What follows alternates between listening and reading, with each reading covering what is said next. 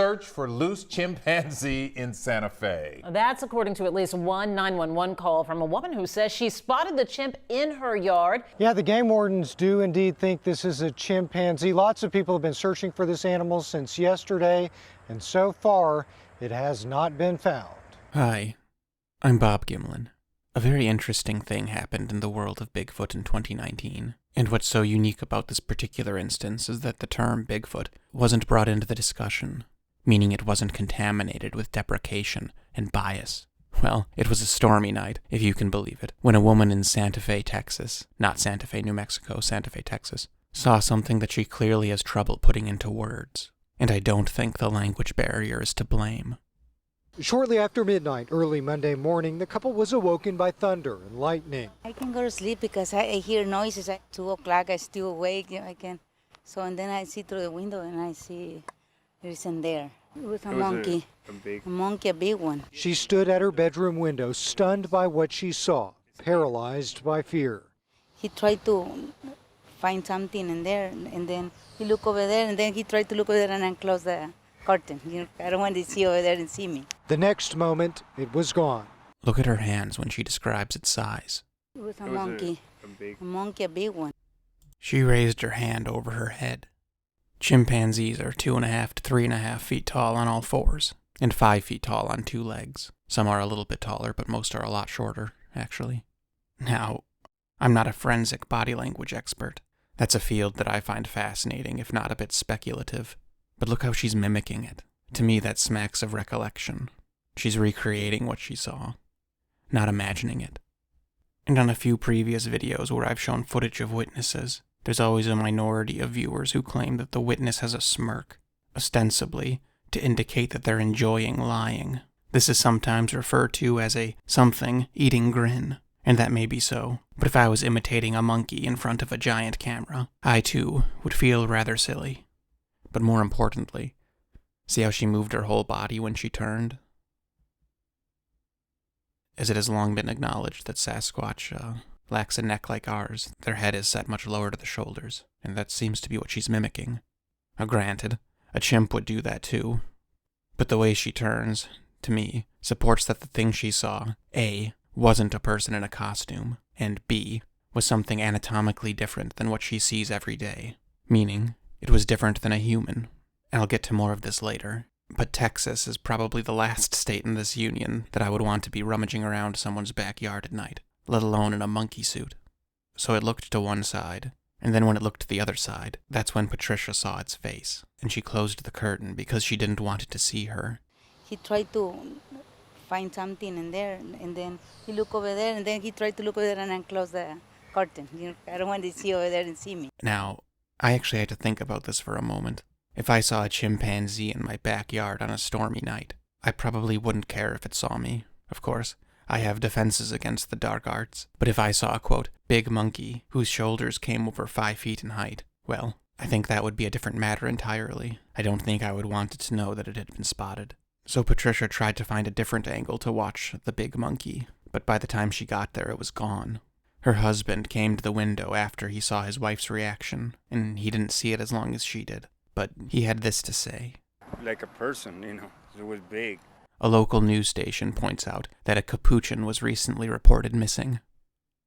Like a person, it was big.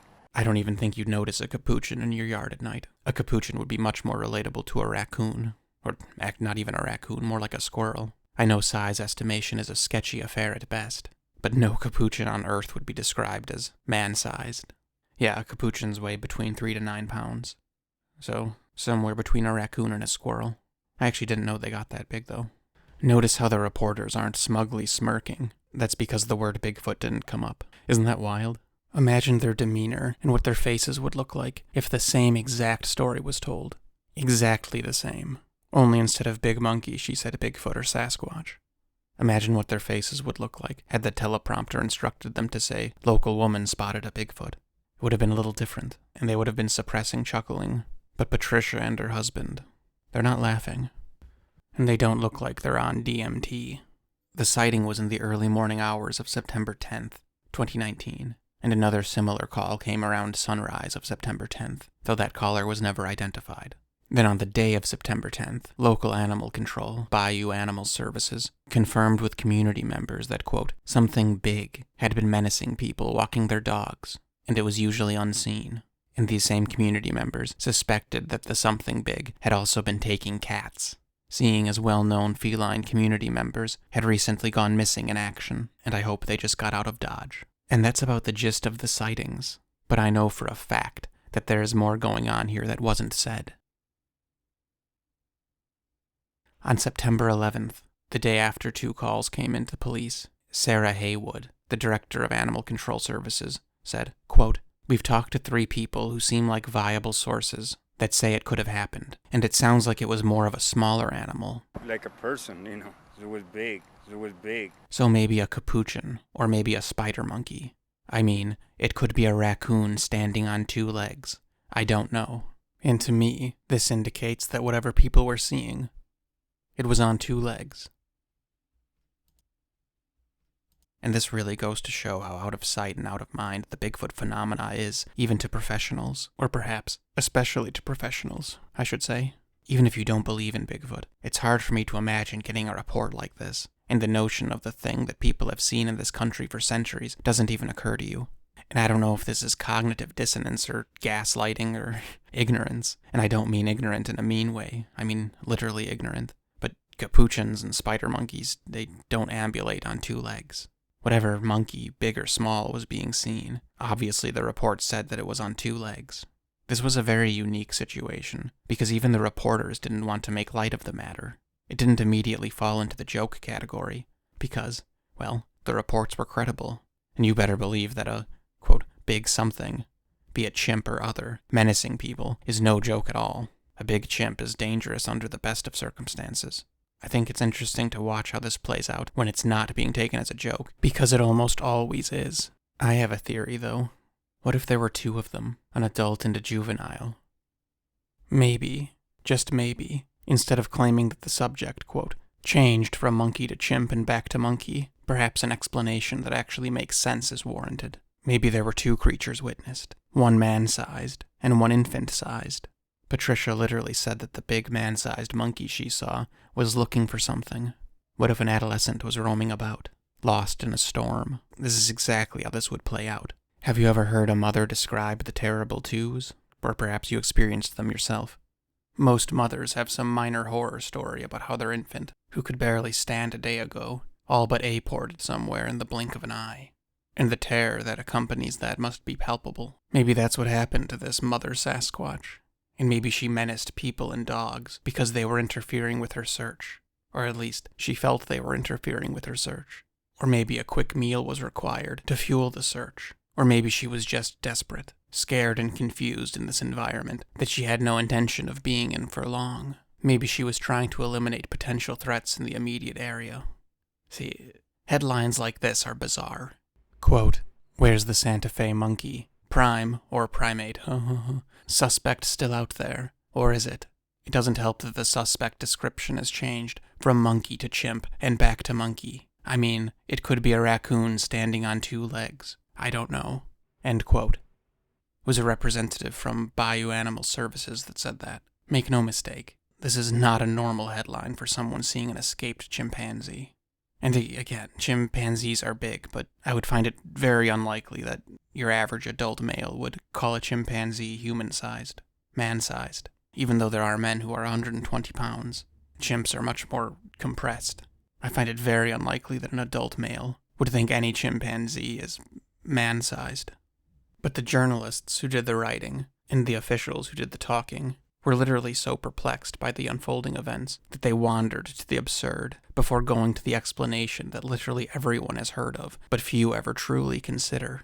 Because if indeed people saw a man-sized monkey, as well as a smaller monkey, both evidently on 2 legs, then the explanations are truly limited.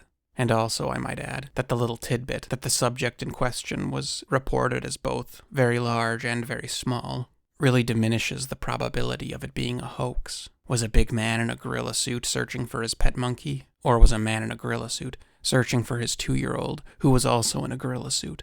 Animal control, Again, that's Bayou Services, released this statement on September 11th, 2019. Do not approach, chase, or try and catch a primate if you have sighted said loose monkey. Do not go searching for the monkey. Extra people looking for this animal is going to cause a risk of someone getting hurt. A team that is certified in dealing with primates is on the ground now, helping us locate the animal. Do not interfere. Do not attempt to help. They are professionals. They are professionals and know what they are doing. End quote. And I certainly find that a little interesting. I was unable to find any information whatsoever on the, quote, team that is certified in dealing with primates. I'd be very curious to learn more about that. And if you're the type of person that's interested in channels like mine, that may have caused a bit of an eye roll. Don't interfere. Don't help. Trust us, we're the professionals. We're from the government and we're here to help. This makes me wonder if they actually knew what was going on. The Animal Control Services, I mean. It's curious. One aspect of this case that I'm inclined to say does not bode well for the affirmative answer on the question in which we are also curious about is the location. The news revealed a fairly specific location. East Bel Air and 24th Street, Santa Fe, Texas. That's where Patricia and her husband had their sighting, and indeed that is the general vicinity of where the other call came from some hours later. This does not seem to be the outskirts of town. At first, I thought the closest environment that could support these creatures would be the Sam Houston National Forest, or the Big Thicket National Preserve, and between the sighting location and those places is literally Houston. But if you look to the southwest, there are two places, the Brazoria National Wildlife Refuge and the San Bernard National Wildlife Refuge. But those are only a few miles in length, and less than that in latitude, with nowhere south to flee save the ocean. It looks like nothing, or at least, not like much. But according to the Brazoria Refuge's website, it's about 25,000 acres. It supports alligators and deer and wading birds and bobcats. When I first started doing this, I thought these creatures required vast stretches of virgin forest. I thought they couldn't possibly survive anywhere where there's a human presence, especially a permanent human presence. You know, surely something could maintain seclusion in Alaska or British Columbia, but nowhere near Santa Fe, Texas, right? Well, I've since come to the rather paradigm-shifting realization that these creatures really aren't all that undetected. The police received 2 calls of a man-sized monkey rummaging through a residential area in the early morning hours, and evidently, an upright raccoon was a sufficient explanation.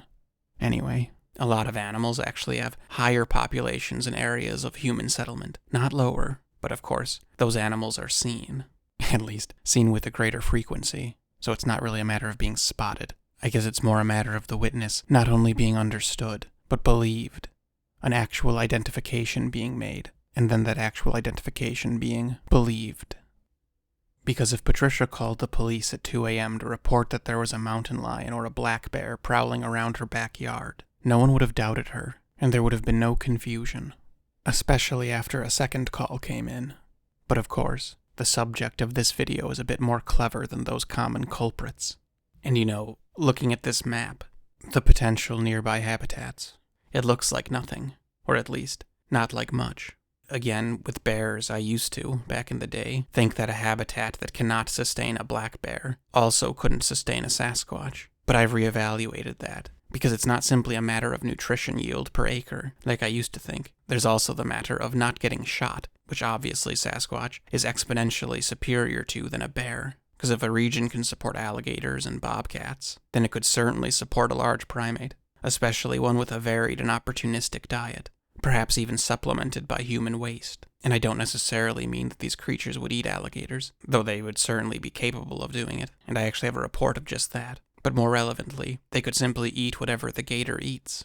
Let's see, so the Brazoria Wildlife Refuge is 25,000 acres, and the adjacent San Bernard Refuge is 44,400 acres. So that's 69,400 acres, which is 108 square miles, or 280 kilometers. In just this little strip of the Texan coast. But obviously these types of sanctuaries don't just abruptly end. The wetlands and wilderlands persist, and tend to taper gradually. So I don't know, is 108 square miles of wildlife refuge a large enough space to indefinitely because they have nowhere to go, but indefinitely sustain a small population of alleged non-human bipeds?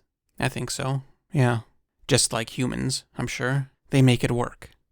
They find a way. They do what they gotta do to get by. So the question to me isn't if they can exist. The question is, can they exist undetected? Is 108 square miles large enough for a population of such creatures to sustain themselves while maintaining the discretion that is the hallmark of their behavior? Can they subsist in such a relatively small and isolated region, unseen? Well, obviously not too well.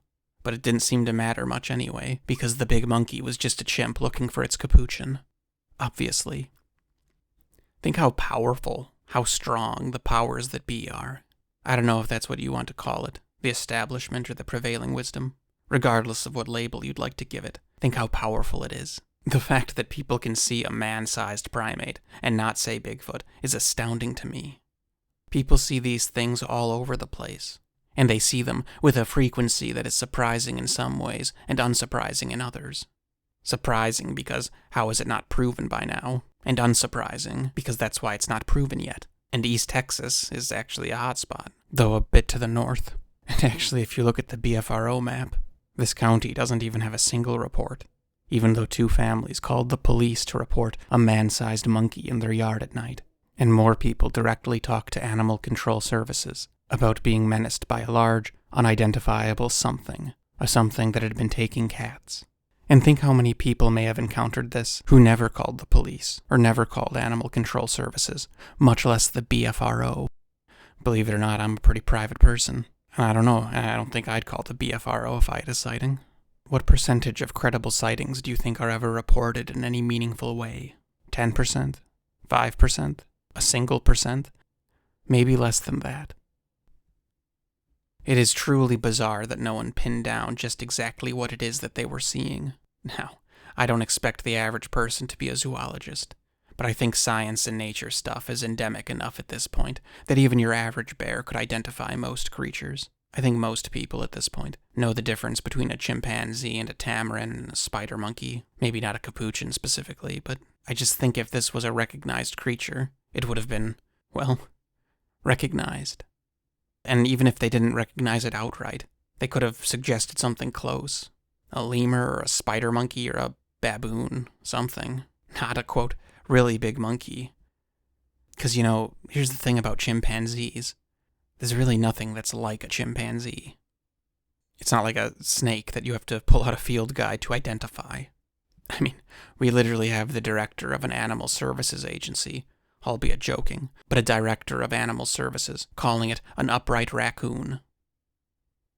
This is what advocates and witnesses are up against. So when people say, how could it not be proven by now? This is why. This is why. Oh, and this probably goes without saying, but the man-sized monkey and its little friend. So far, it has not been found. They were never found.